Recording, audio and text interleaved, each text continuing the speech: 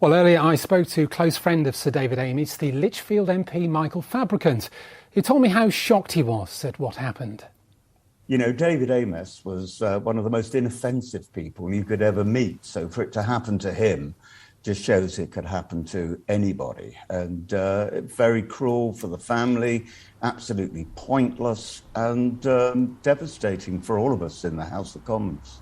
Many tributes made throughout this afternoon to Sir David.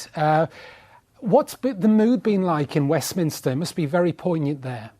It's very quiet. I mean, people are not really even smiling at each other, just sort of looking rather downcast, I would say. It was, as I say, a terrible shock and, you know, brings it home to all of us that something horrible could happen, you know, if someone was determined.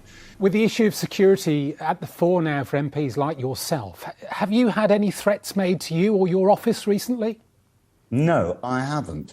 I mean, I've heard of other MPs who've had horrible things, you know, said to them. And one MP today, a Labour MP, was saying that he's had a death threat. And in fact, somebody was arrested, a chap in his 70s, as a consequence. But no, I've not had that. Plenty of other nasty things on Twitter and Facebook, usually by anonymous people. Cowards, in other words. Your colleague, the Justice Secretary Dominic Raab, has suggested that offices may require private security as opposed to the police when you're meeting constituents. What would be your view on that?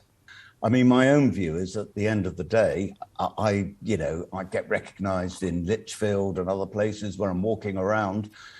You know, we've just got to accept that if some lunatic wants to do something, they'll do something. So what you're saying is effectively that MPs cannot be truly safe all of the time? Unless we lock ourselves away. And, you know, the beauty of the democracy that we have in the UK, the system that we have in the UK, is very much that MPs are accessible to their constituents. And, you know, most weekends I'm in Lichfield and people see me and say hello.